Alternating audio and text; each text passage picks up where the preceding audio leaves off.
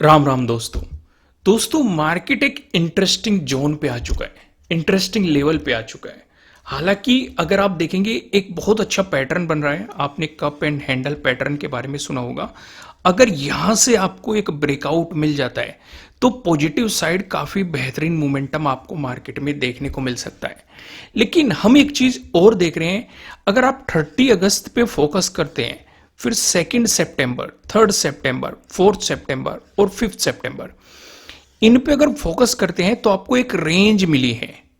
और ये रेंज में नीचे जहां पे मार्केट सपोर्ट ले रहा था, ध्यान से देखो, अभी उस एरिया पे मार्केट रेजिस्टेंस की तरह एक्ट कर रहा है। आज भी उसी एरिया पे रेजिस्टेंस की तरह एक्ट किया है।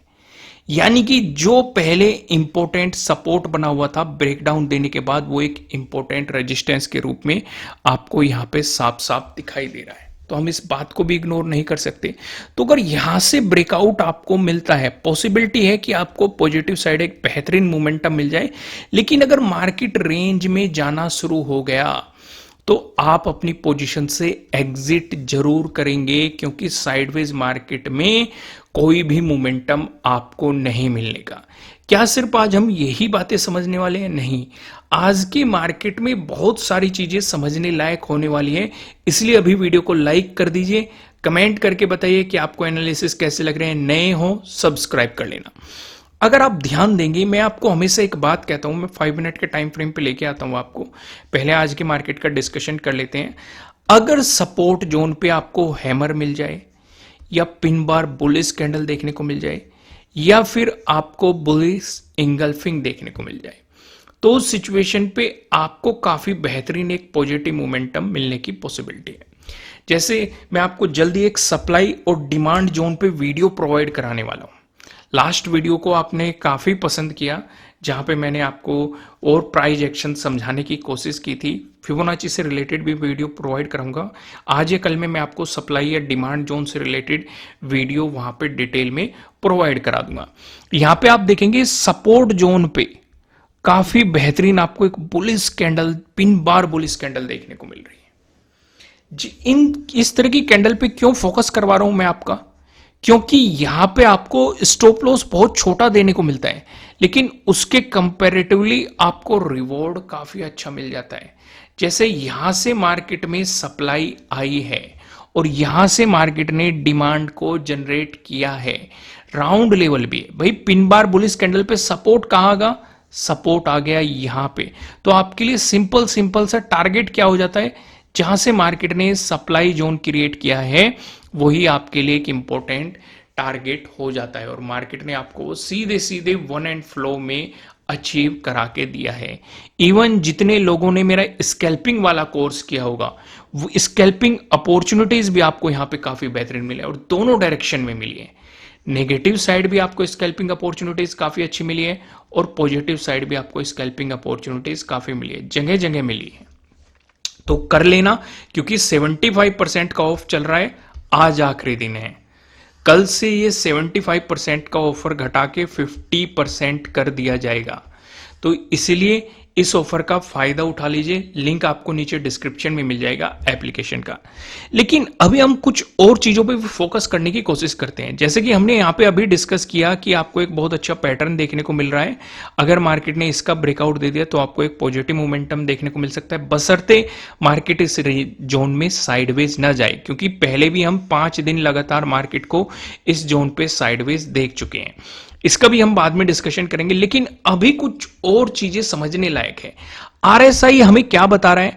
आरएसआई में आप देखेंगे, देखो यहां पे मार्केट पॉजिटिव है, देखो ऊपर चलता हुआ आपको दिखाई दे रहा है। लेकिन आरएसआई में यहां पे जाके स्ट्रेंथ खत्म होनी शुरू हो गई है। भाई यहां पे आरएसआई में भी स्ट्रेंथ थी, लेकिन इस एरिया पे मार्केट पॉजिटिव जरूर चल रहा है। आपको चार्ट पे भी दिखाई दे रहा है कि मार्केट पॉजिटिव है, लेकिन आरएसआई में स्ट्रेंथ नहीं है।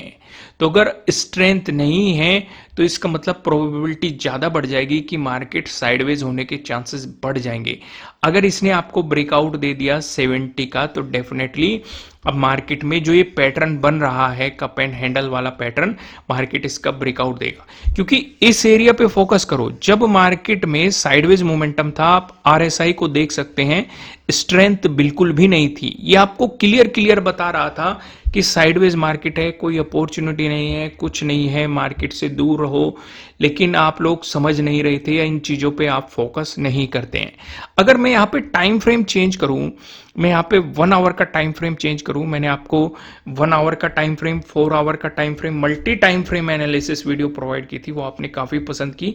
तो यहाँ पे भी आप समझने की कोशिश करेंगे तो 1 आवर के टाइम फ्रेम पे आपको मार्केट में एक पॉजिटिव मोमेंटम दिखाई दे रहा है, एक अप ट्रेंड आपको दिखाई दे रहा है। एक शॉर्ट टाइम फ्रेम पे हम डिस्कशन करें, लेकिन कहीं ना कहीं मार्केट अपने रेजिस्टेंस जोन पे भी पहुंच चुका है, जो अपर बैंड का रेजिस्टेंस जोन है वो भी हमें दिखाई दे रहा है। आरएसआई भी चलो 1 आवर के टाइम फ्रेम पे आपको स्ट्रॉन्ग दिखाई दे रहा है, बुलिश दिखाई दे रहा है, लेकिन हमारे लिए जरूरी है कि पहले ये 60 का ब्रेकआउट दे, और अगर 70 का ब्रेकआउट दे दिया तो आपको एक काफी बेहतरीन पॉजिटिव मोमेंटम यहां पे देखने को मिल सकता है। लेकिन अगर वन डे के टाइम फ्रेम पे हम समझने की कोशिश करें कि वन डे के टाइम फ्रेम पे क्या सिचुएशन चल रही है, वन डे के टाइम फ्रेम पे बहुत ही बेहतरीन पैटर्न बना है जो कि सपोर्ट दिखा रहा है मिडिल बैंड से। ध्यान से देखो, मिडिल बैंड से सपोर्ट लिया गया है। क्या मैं आपको एक बार जूम करके दिखाऊं? एक मिनट रुको, मैं आपको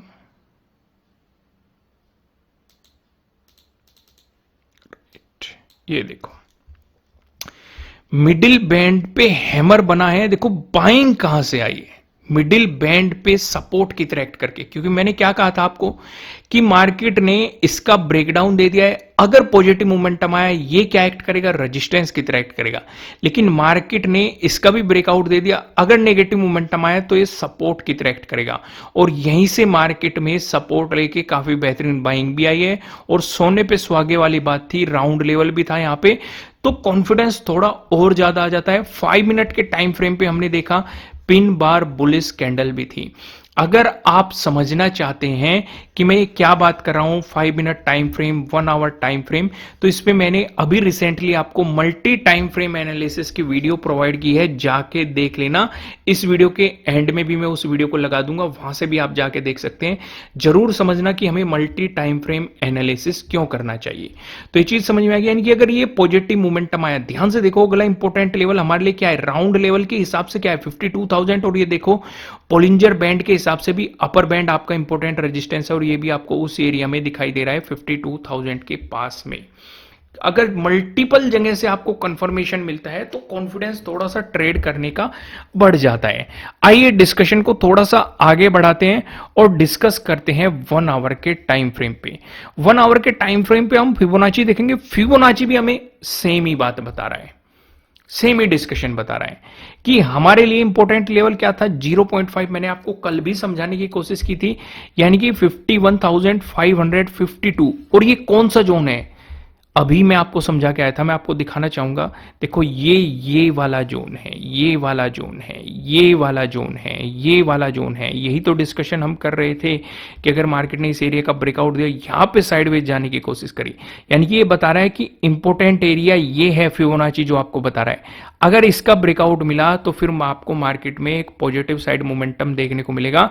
फिर इंपॉर्टेंट रेजिस्टेंस आपके लिए 0.618 यानी कि 52,000 के अराउंड हो जाएगा। देखो फिबोनाची भी 52,000 के अराउंड बता रहा है, बोलिंजर बैंड भी आपको 52,000 के अराउंड ही अगला इंपॉर्टेंट रेजिस्टेंस बता रहा है। प्राइस एक्शन भी आपको 52,000 के अराउंड अगला इंपॉर्टेंट रेजिस्टेंस बता रहा है, आसपास में ही।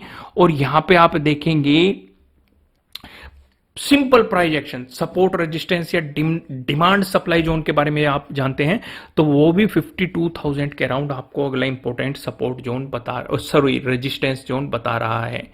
तो इसे हम इग्नोर नहीं करेंगे। इसी बात पे वीडियो को लाइक कर दो। अगर नहीं देखो, मैं मल्टीपल इंडिकेटर से मैं आपको सजेस्ट करूंगा, आपको मल्टीपल इंडिकेटर नहीं लगाने चाहिए। यहां पे मैं एनालिसिस कर रहा हूं, मैं आपको यह बात समझाने की कोशिश कर रहा हूं कि अगर आप 1 या 2 इंडिकेटर पे भी काम करते हैं और उनसे सिर्फ कंफर्मेशन लेते हैं, भाई मेन रोल होता है आपके रिस्क मैनेजमेंट का और आपकी साइकोलॉजी का, सबसे बड़ा मेन रोल होता है।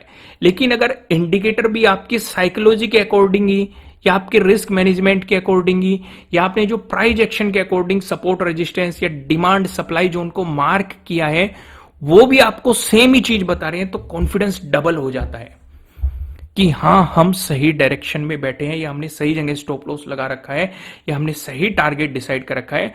उन चीजों में कॉन्फिडेंस काफी बढ़ जाता है। तो यहां पे आपने चीजें देख ली। आइए अब मैं आपको सीधा लेके चलता हूं 15 मिनट के टाइम फ्रेम पे और पिवट पॉइंट को समझने की कोशिश करते हैं। पिवट पॉइंट हमें क्या बता रहा है? पिवट पॉइंट का अगर हम डिस्कशन करेंगे, अगर मार्केट फ्लैट ओपन होके आपको पॉजिटिव मोमेंटम दिखाता है, तो जैसे कि मैं आपको बता रहा हूं कि पहला इंपॉर्टेंट रेजिस्टेंस आपका क्या है? Previous day high. Pivot point क्या बता रहा है? 51,399। दोनों पास में है, यानी कि इस एरिया पे आप नया कुछ प्लान नहीं करेंगे।